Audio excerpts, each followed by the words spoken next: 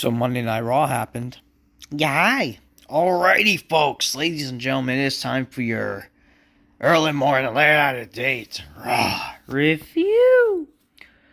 So, what I thought of Raw was, I actually thought this was a decent show. This was definitely the best Raw since the Raw after WrestleMania. I actually thought Raw was better than usual. While it wasn't perfect, there were certain things that also didn't make much sense. But I didn't hate the show. I actually did not hate the show. There were more positives than negatives. The show felt better, like it was a much more watchable show than usual. So I'll give credit to that. Definitely, newsworthy things happen on the show, so that's what makes it like, hey, it's actually a good thing to actually talk about this show. Um, the show started with John Cena. So this was one of the shows that Cena was booked to be on. John Cena came out. He says, he basically acknowledged the fans saying, "You teach me something every single thing that you open your mouths. What you taught me is that Money in the Bank, truth is a lie, because you open your mouth and waste your energy saving a sideshow comedian whose greatest achievement is pretending to be me," referring to R-Truth. And you thought that you did something good. Did you think that you actually accomplished anything? You are spineless keyboard warriors. You are ignorant armchair activists, and you don't have any real power to change anything. Oh, but you don't like that? R-Truth is a gimmick that you spill out, and a year from now you will not care about anything about. So he kind of mentioned how fickle fans can be, and how, as much as I am happy that R-Truth is back, this might be sadly the scenario. Let's be for real here. While it's a good thing that R-Truth is back, and I absolutely think that is the case, like it's a good thing R-Truth is back. He honestly does. The problem is, I do think this is the problem with the wrestling fans nowadays. This is the sad reality. That wrestling fans, they're probably not going to give a fuck about R-Truth. The thing is about R-Truth is that, again, he should be just like a side act or mid card, but after we see on this show, it kind of like, you know what? Hopefully they book him good, and it will be something where I would be interested to see a John Cena R-Truth program. It just the thing is like, I don't know why they're not doing it right now. I would think that would make some sense after what happened at Money in the Bank. We're gonna get on to a little problem. While I don't hate the idea of it happening, I just think it's too early for it to happen. We'll refer to it later. But yeah, he says R-Truth is a gimmick that you spill out, and a year from now you will not care anything about. Our truth is, you'll never use me but benefit one of your pathetic parties again. Ever again. This is my farewell tour, damn it. Do you hear me? I have limited time, and I told you when I started we have 36 dates. And the last time we count was the Raw after Mania, now down to 27. Since then, we've been to, he mentioned every state he's been in since, and now we're halfway done. And and if you want to accomplish something, don't waste your voice. Send me your freaking, send me your freaking class clown. Use your voice as send me competition. Because the way I see it, everyone you cheer for, from R-Truth to KOTR to Randy Orton, have shut your mouth and beaten the best. This leads to CM Punk coming out. And I don't think that this is time. You see, so, actually we're gonna, okay. I think this should have happened sooner. But if this makes sense, not only just sooner, but then it should happen way later.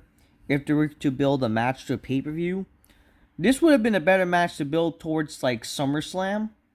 Or what I would have done is that, in my opinion, CM Punk should have been the one to win Money in the Bank. He should have been in the Money in the Bank match, not fucking Chad Gable or Americana or whatever, because it's just a waste of a potential, actual, main eventer being in the Money in the Bank. Like, I have no problem with Money in the Bank, having main eventers and up and coming mid-carders, right? That could be main eventers. Like, that's how Money in the Bank should be, because Money in the Bank, if anything, is a prop that should elevate a future story. And it would have made more sense if CM Punk, if you think about it, in the context of what CM Punk said on the show to Cena, would have made much more sense for him to win the Money in the Bank. Because this is what CM Punk said to John Cena. John Cena says, "Are you comfortable, John? I want you to be very comfortable because I have a lot of things to get off my chest." So basically, CM Punk referenced a lot of things he has said to John back in 2011. So this was definitely a rehash, not just a rehash, but it's definitely a little, a little bit of homage to 2011 and how it's the circumstances a little different, which is why it would have made so much sense if you think about it. If CM Punk was the one to win the Money in the Bank rather than Seth Rollins, he should have been the Money in the Bank match, and it would have been probably better for CM Punk to win the Money in the Bank ladder match. That way, CM Punk could be probably in this term, like how Cena was supposed to stop CM Punk from leaving the WWE with the WWE title. It should honestly been like in this case, it should be CM Punk the other way around. CM Punk should probably be the one, like he has the Money in the Bank briefcase, and in right before Cena's last show, he challenges John Cena on the last his last show, or heck, maybe Cena once he complete his dates, you could do something where CM Punk, he forcefully makes Cena compete for one extra show, perhaps the last show of 2025. Could be like a SmackDown even. Kind of fitting for John Cena to retire on a SmackDown, even maybe the last SmackDown 2025. You could do that. You could do something like that where CM Punk challenges John Cena for the WWE Championship with the Money in the Bank briefcase cashing in, and then that's how you go from there. CM Punk could be John Cena's last opponent just based on like that. But unfortunately, that's not the case. If that's not the case, I would say you should be building to this match to perhaps even a SummerSlam, for crying out loud. But no, they're doing it now.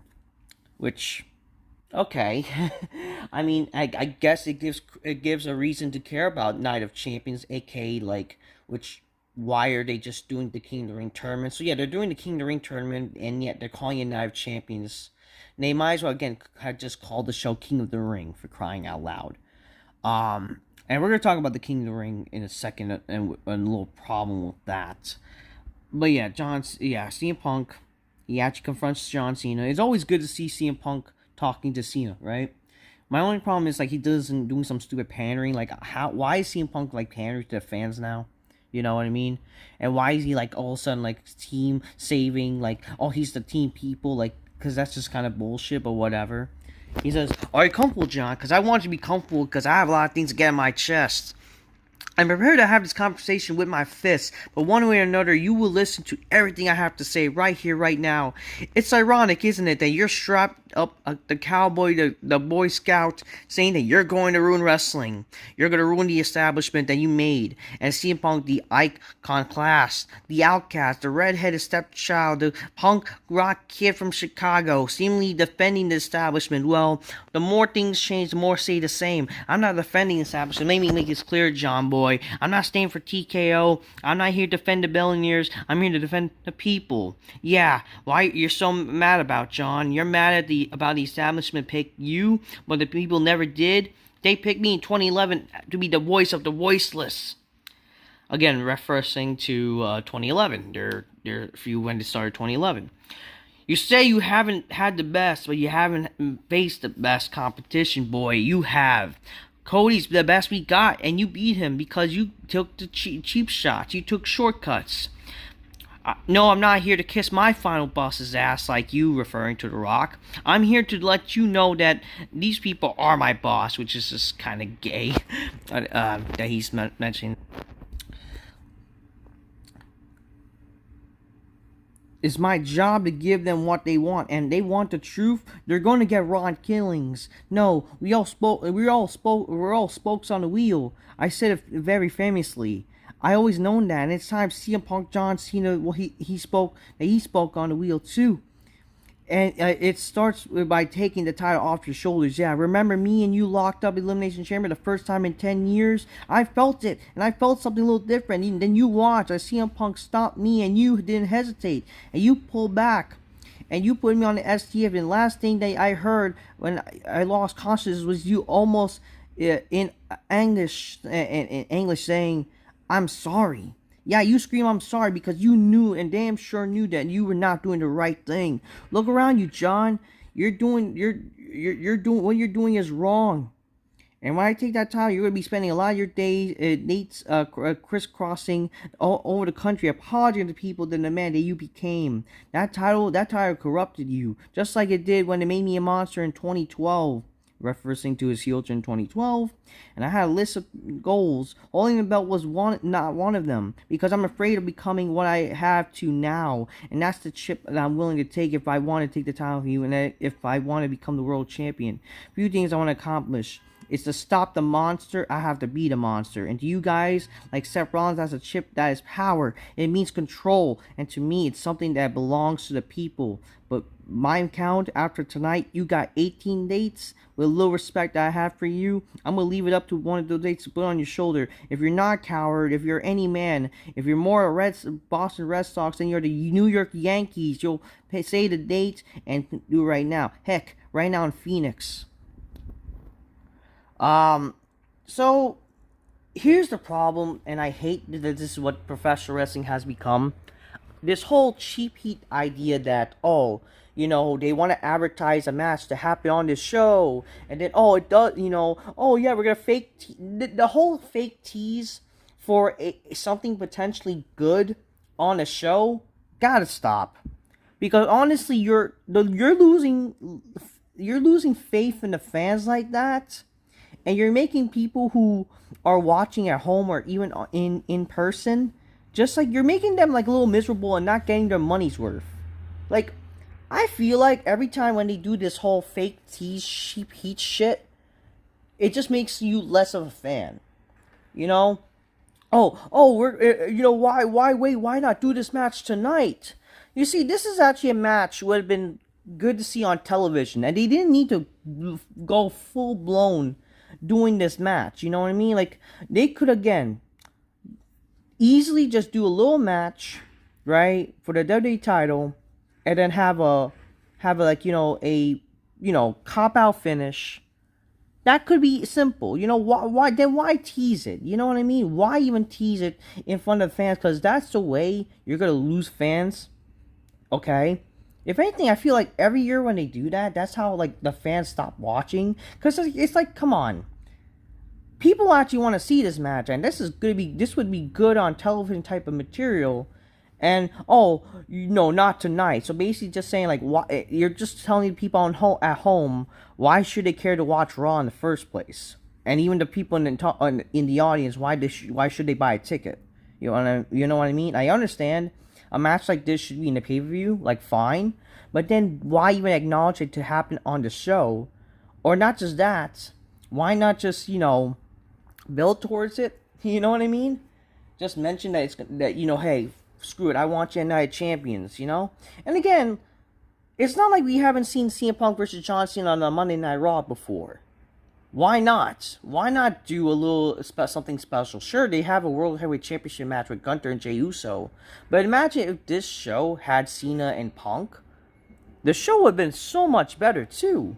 Like, think about how, wow, there's some effort on this show.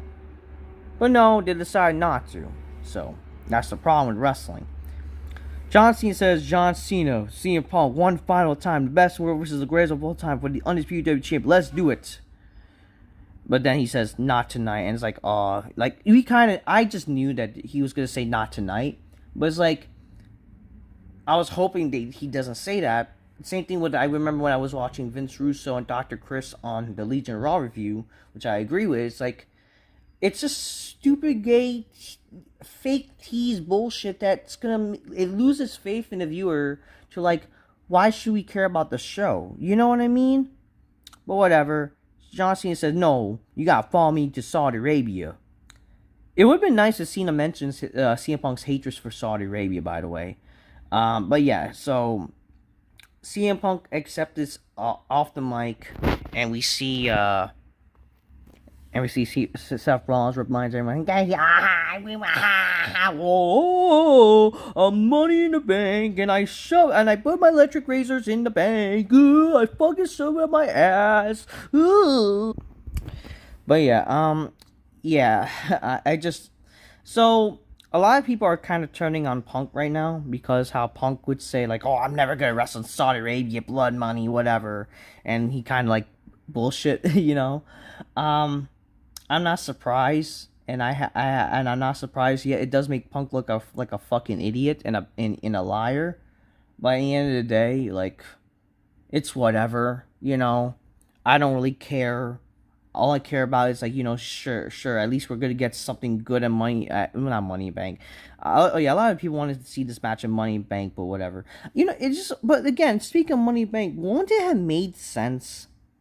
Like, why isn't Cody Rhodes versus John Cena happening at Night of Champions? Cody Rhodes literally just pinned John Cena, right?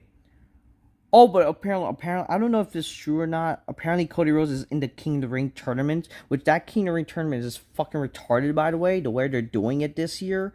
It's just like, why are we doing, why, CM Punk, Cody Rhodes just pinned John Cena. Won't that have made any sense to do Cody Rhodes versus John Cena at Night of Champions? And then they could easily do Punk and Cena at SummerSlam? Like, I just don't get this shit. It also doesn't help, like, so, CM Punk also, the problem is CM Punk just lost a bunch of matches. He lost Saturday Night Main Event, lost WrestleMania. Now, all of a sudden, he could just challenge for a title match without any prestige. I don't know, man. I don't really care. Like, I mean, I have no problem with this happening. It just, I don't know. He also just lost a fucking, like, to Americano, for God's sakes. But whatever. It is what it is. But I'm not complaining. I like the idea of Cena versus Punk again. I have no problem with the promo. It just, I feel it made more sense if CM Punk was in Money Bank and won the Money Bank match. He could have made this, like, a warning to Cena. This would have been a way, like, I have no problem if he was to come out, like, he warned Cena. And they could have done something with Rollins and, like, you know, how dare you beat me for the Money in the Bank? But that's sadly not the case, right? That's just wishful thinking. But at the end of the day, it's just like, wow. Like, they're really doing this match now. I don't know. But yeah, it also kind of exposes Punk looks like a fucking retard because he's just like, you know, how I won't wrestle for blood money. Like, ugh, wow.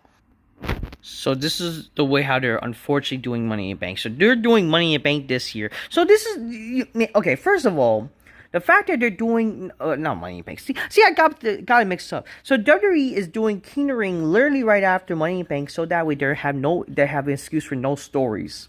Okay. But guess what's even worse about like this year's King of the Ring? I have no problem. You know, the winner gets to face the champion at SummerSlam, right? The problem is that they're fucking doing this King of the Ring tournament as a fatal 4-way match for each match, for crying out loud. Like, what are we doing? Like, imagine back in the day you did this shit. I mean, this is ruining the idea. Like, this is why they're doing fatal 4-way matches, because they're just want to get. You already have a way to, like, you can do these matches. You can separate the matches. You know, all these tournament bullshit. Like, I feel, why are you doing fatal 4 matches just to cost time?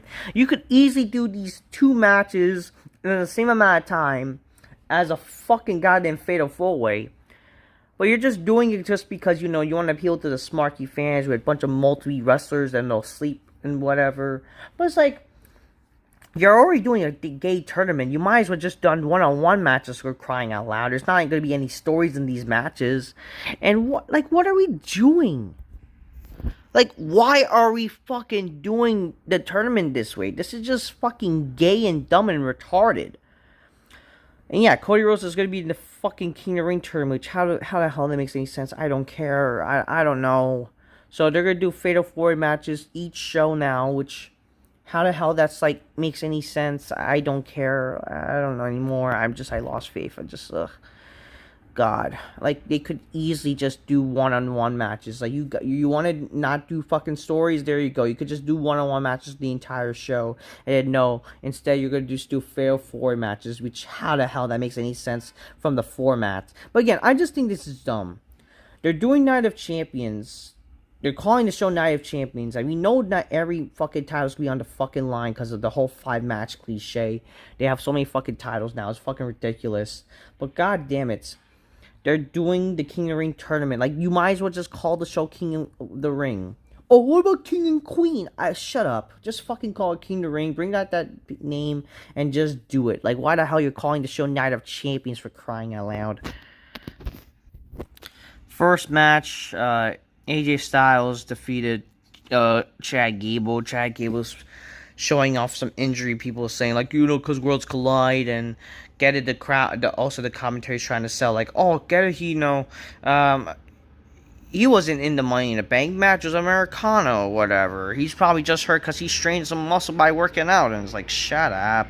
Like, shut up. We then see Roxanne Perez trying to make some peace with Liv Morgan, how they should work together, and it's like, who the fuck cares? You know what I mean? Who the hell cares? And Roxanne Perez in the second match defeated Rhea Ripley, Kairi Sane, Liv Morgan in the first round of the Queen of the Ring tournament, and it's just like, this was just nothing just to waste time. You know, a bunch of like it's a long Fatal 4-way match, whatever. Excuse for no story and whatever. I mean, sure, I guess there's a little story with the whole Judgment Day thing, but it's like, whatever. Like, whatever. I don't care, really. They're just rehashing the fucking story with like, they can't come up with anything. They show a recap of Worlds Collide, and the only highlight was just seeing Steffi Vaquer just doing her ass move or whatever. And she was not on the show.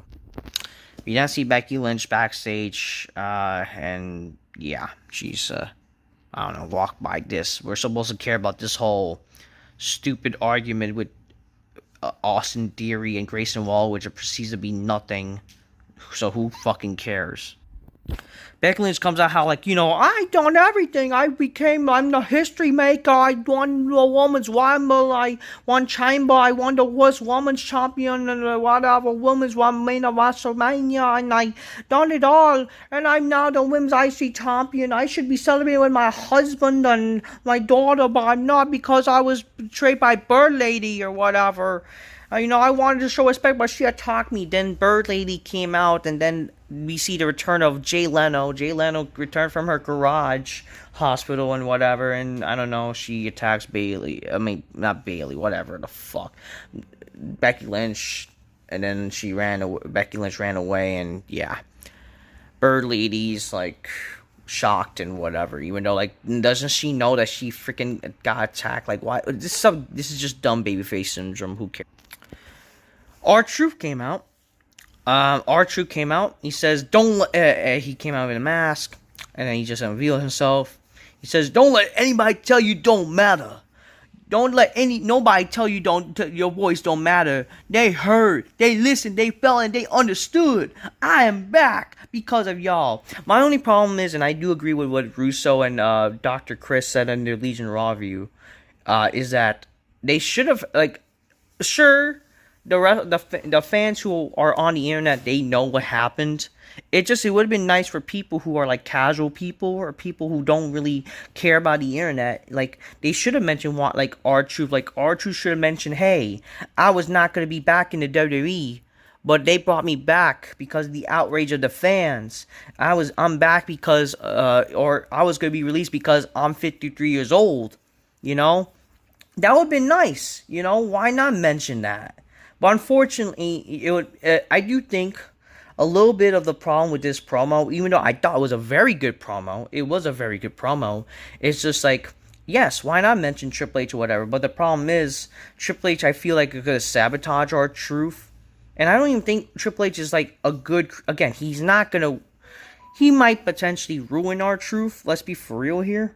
I'll be honest with you. And especially with Triple H, I have no faith in guys like him being a creative genius, because he's not a creative genius. If he was really a creative genius, then this would have really been a work, right? But unfortunately, all the smarts want to freaking suck dick on Pop H, right? Because, you know, get it? It was a work, which it clearly wasn't.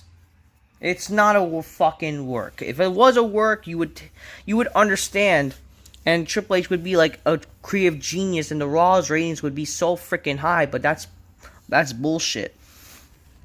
Anyways, R-Truth should have mentioned, like, he's 53, got released for it, and he should have mentioned, you know, hey, I don't look 53, and I could still go, you know, but unfortunately, yeah, but the establishment think I'm old and shit like that, you know, and good. But anyways, R-Truth said that, you know, don't let people say their voice don't louder. They heard, they listened, they felt, and they understood. I'm back because of y'all. Y'all brought our truth back. We want truth. Y'all got off truth. We won. R-Truth is back for all of you, every last one of you. But R-Truth is back for me too. You see, not only that you bring truth back, you got me. Y'all love R-Truth. I love R-Truth too. But R-Truth can't be too funny all the time. Be too nice one time. Too forgiving. Not me. I wish you would. So I kind of got a little worried that R-Truth was turning heel. And I just like, oh, fuck. They're already going to turn him heel purposely just to ruin the fans or whatever. But I don't think he's a heel. I don't know. But, like, in the end of the day, like, I mean, this would have been a perfect way to, like, you know, sure, a serious R-Truth, I have no problem with. They could have done something where, like, hey, him getting released opened R-Truth's eyes, you know, how he's back to being a serious R-Truth, you know, which is not a bad thing. And they could easily with this story turn this to the modern sort of anti-establishment, anti-authority story, you know what I mean? That could be, you know, it could be good. R-Truth against Triple H, no problem, you know? But unfortunately, I feel like the problem with this, they won't do it because Triple H is like, you know, he wants to be beloved and shit like that. Anyways, R-Truth says, you know, I feel alive. And any one of you think I'm a lie? You think I'm a sideshow act? You think I'm a gimmick? He cuts dreadlocks. He actually cuts dreadlocks with scissors. R-Truth, the truth has set me free. Kind of reminiscent to 2011. I'm Ron Killings. I'm the truth. Whole truth and nothing but the truth. Put some respect in my name, man. Yeah. So R-Truth is a little more serious now. Have no problem with it. Hopefully this means R-Truth would be, you know, I do hope he mentions, you know, Triple H maybe down the line and talk about his age and how he's gonna still go, you know, all that kind of shit. And definitely this would help him to be like an upper mid-carder for the last run. Like, why not, you know? It's not a problem. But I do hope R-Truth could still be a little funny, you know, not be, you know, there's not a problem being a little funny, you know, just be a little perfect mix. And he could actually be something, you know? Heck, he could be one of the guys to be potential world champion even with this gimmick then. You never know. So, yeah. I have no problem with this. R-Truth did cut a good promo. It's just I was a little worried that they were going to easily turn him heel, which is like, oh, fuck, that's just opposite of what people wanted. You know what I mean? So, hopefully they just keep the momentum going. Sami Zayn defeated Braun Breaker, Penta, and Dominic Mysterio in the first round King of the Ring Fatal 4-Way tournament bullshit, which is just retarded. The match was whatever. It was not a terrible match. But just like, I just didn't care because, again, no story. And it's just like, great. An excuse for like no stories on television because they're doing this whole gay tournament bullshit. And I'm just kind of angry that they're doing a Fatal 4-Way match instead of like just a typical regular match, which is like just outside the great format that it was. You know what I mean? Whatever. Oh yeah, backstage we see Dominic like was talking to Finn Balor how he's gonna qualify or whatever. Then Roxanne is happy about about her victory, and then Liv is angry at her. Oh yeah, and locker room like Seth Rollins like, you know, I'm the future. You know, it's gonna be great to see in our faction. It's gonna be a Money in the Bank winner and a King of the Ring winner, which that doesn't happen. And then yeah, whatever.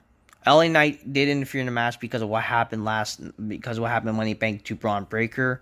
It's just like, I feel like it would make more sense to also attack Rollins, but whatever, it is what it is. Before this, we had Kathy Kelly interview AJ Styles about his victory. He says, whether mask on, I'm the best in the industry. And Seth Rollins and his lackey come to threaten me. Well, if they're still running mouths, I have no problem connecting my fists to their mouths. And then Kathy notices Grayson Waller and whatever complaining to the New Day, and then the New Day says, everyone's got golf for the New Day. I mean, it's like so much for their heel turn a few months ago, because now, like, who the fuck cares? And WWE failed to, like, utilize them, and it's just whatever. Oh yeah, throughout the show we had Nikki Bella, like, he's like saying hi to all the new divas and whatever, and everyone's acting like, oh, thank you for setting the industry in for us. It's like, who the fuck cares? And shut up. Yeah, that's bullshit. Even the fucking, like, the lovely, all the people who love sexy women, like, we know that this is not the truth. Like, Nikki Bella, give me a break. Whatever. Yeah, Nikki Bella's back to paid under the domestic charges, that's for sure. WrestleMania 42 again, they announced how it's going to be in Las Vegas again. We get an Oscar vignette because, guys, she's back and whatever. And then Nikki Bella comes out. Nikki Bella says, oh my gosh, it's so great to be back. I miss you guys. Yeah, you're back to pay off them domestic charges, that's for sure, you fucking bitch. I mean, you invited the big black couch, but man, you a freak, that's for sure. You for the streets. You ain't no fucking, like, no wonder John left your ass. Holy shit. So much for this chick wanting to fucking be a housewoman, whatever, a lovely housewife and shit, right? And yeah, you're gonna fucking try to beat up your husband, even though, like, wow. I mean, I'm just like, I'm not kind of surprised she's the abuser, because her husband, her ex-husband now, kind of thought like he was like gay and shit. But whatever, I mean, who knows, maybe he's bisexual, but for God's sakes, like, so much for this chick, want to be all this crap, and then she's gonna fucking be the abuser. But unfortunately, it's just also a darn shame that everyone picked her side first, then the guy, because get it, he's a guy, and no one seems to really care. And it's like, it's a darn shame the fans don't even, like, fucking care too. You guys want to fucking cancel Hulk Hogan and shit like that, but don't want to cancel Nikki Bella. What, it's because she's a woman and y'all just really that simpy? I don't know. Whatever. Liv Morgan came out because she's angry that freaking Nikki did not mention her alongside with a bunch of women that she name dropped, and because she's talking about how Evolution 2 is happening. It's like, who the fuck cares? And then, like, whatever, Liv Morgan, it's like, it's too, you don't mean it like that. I am the most talented women's champion all year. I'm the first crown jewel champion. Like, who the fuck cares? I broke records as women's champion, and Nikki, you're lucky. You're lucky that I wasn't around, because I would have beaten you for your title. And you're just jealous of me. I have respect. I have a championship, and I have a man. And I mean, it would have been nice if Liv Morgan mentioned, why not mention the domestic charges? Make it a little edgy, for crying out loud. You know what I mean? But it's like, another thing I will say, like, and I agree with, like, Russo and them, like, why are they using Liv Morgan for this role? Like, we should be kind of, like, feel a little sympathetic for Liv, even though, yes, like, she's, like, a heel, right? We should feel a little sympathetic for her, because now it's happening to her with the Roxanne Perez story. But why are they using, like, it's like they're kind of confusing people. They should just use some, like, other chick, why not? I mean, I can't really think of anybody, but it's like, it could have been something else. Because she's already in a fucking feud with Roxanne, supposedly, right? Like, what are they doing? I don't know, it is what it is. Nikki Bella says, you know what, Liv? Yeah, I get you're lost. I don't blame you. It's a bad night for you. But, I just, like, I'm just wondering who your man belongs to. You or Roxanne Perez? Do me a favor. You can congratulate me on taking your title shot and your man or whatever. And then Liv Morgan, you want Nikki? You're just, because you're just jealous because I'm a still champion, and all you be is a reality show diva. Like, that's a freaking insult. That leads to Nikki going back to the ring for a little bit, and she literally gets immediately hit with Liv's finisher. And yeah, that's what happened. There you go. I mean, I wouldn't mind them being the big black couch together, that's for sure. Maybe that would help them. Alright, this is official. We see this again, how they keep interacting, and I didn't even notice this happened, but all I know is the same. He says, I'm good enough to be the world champion. Oh, isn't this the fucking truth? The main event. Gunther defeated Jey Uso to become the World Heavyweight Champion. So he managed to make Jey Uso tap out. So much for Jey Uso becoming main event Jey Uso and being Gunther. And yeah. Listen, here's the positives, right? I thought this was a very good match. This was probably Gunther Jey's best match. And I thought this was a very good main event. It was a very good main event. I will give credit to that. This was a very good match. I thought this match definitely told a story, right? Jey Uso trying to, like, outbeat Gunther, trying to overcome, the vicious Gunther side. But he just wasn't good enough and unfortunately had to pass out. They told a good story throughout the match. They kept using the chokehold against each other. Bunch of moves. It started a little slow, but then it really picked up. Like, the match really did pick up. And yes, the match was a very good match. And but Gunther, he kept, like, applying the submission hold. Jey Uso kept not giving up, but eventually he passed out. My only thing is, I would have said to keep Jey Uso, like, it just, again, like, we've seen that a bunch of times. I would have liked it if they kind of pulled, like, that Gunther does not win with the chokehold. Instead, he wins with a pinfall, where, like, he basically, after all they could have done, like, they could have pulled, like, maybe, like, a Undertaker, Shawn Michaels type of moment, where, like, how Jey Uso could have been, like, like, he's so out of it, but he probably knows he can't beat him. He gives Gunther a big slap, and then Gunther could have beat him with a powerbomb right there. Like, that would have been probably a way better ending to keep Jey looking good, I would say, than just the typical, passing out cliche.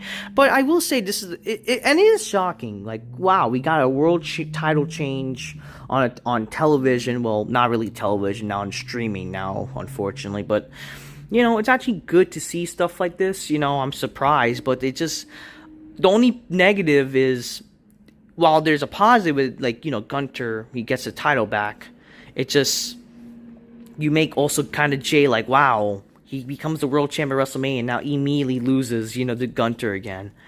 I just think that, a lot of people, and another problem is there was, like, no big cliffhanger, just other than, like, hey, Gunther celebrates winning the title again. Maybe I would have made, I would not have had a problem if Rollins interfered and tried to attempt even to cash in. But then, both of them, they kind of, like, unite and, like, attack Rollins and whatever. That would have been fine. And who knows? Maybe I wouldn't have a big problem if Rollins was even trying to cash in and even won the title right here. And then this could have led to, like, Gunther becoming a babyface even. I actually would have liked, like, Gunther become a babyface, because the guy wants to act like, that's the thing with Gunther, he acts like he's respectful but act like a heel. I don't kind of get it. So in a sense, I would not mind if, like, why not they make Gunther a fucking babyface? Like, why not? You know what I mean? But there's rumors of Gunther facing Goldberg, so that's why they probably give him the title, and a little reason for why they're gonna have that match happening for the world title, which, okay, it is what it is. I just kind of would honestly rather probably see Cena versus Goldberg, in all honesty, especially with Cena's heel run. But whatever. I will say this match was very good. Oh yeah, Gunther did a spear to Jey, but this was a very good match. I will say this was a very good match. Told a story. It was it was definitely, I was actually, like, it was definitely something I was intrigued of. They definitely worked their ass off in this match, so credit to both men. It just, like, wow, there's it's like a win-lose situation. It was definitely a win-lose situation where, like, sadly Jey does look a little weak now. But again, like, with Gunther, the problem with Gunther is, like, when he was world champion, they failed to utilize him properly, and they had him, like, do 50-50 booking by him getting beat up by jobbers. So it's like, why should I really care? You know what I mean? Whatever. I mean, I like both Gunther and Jey, and I do want them to be booked properly. It's just, with Gunther, I do worry, is, like, the problem is, again, like, the guy was struggling to beat Pat McAfee, crying out loud, recently, for God's sakes. What are we doing? And he's struggling to beat freaking Jey Uso. I don't know. I mean, make it make sense. And also him struggling to beat all these NXT midgets. Like, come on here. I don't know. In the end of the day, I thought the match was very good. It was a good main event. Definitely way better than a WrestleMania match. I will say that. But overall, yeah, the show wasn't bad. While it had its negatives, there had been some positives. So I would say this was definitely their best show since WrestleMania. Cena and Punk was nice. Archer promo was nice. This match was definitely very good. I mean, I guess it was okay seeing Nikki Bella, even though she's a fucking domestic abuser. So fuck her. I mean, she's for the she's for the streets, so that's for sure. But hey, a little one night stand, no problem. Yeah, that's really, all I will say. The show was pretty decent. Not perfect, but decent. So decent show. That's all I done gotta say. Until next time, peace. Yeah, bye.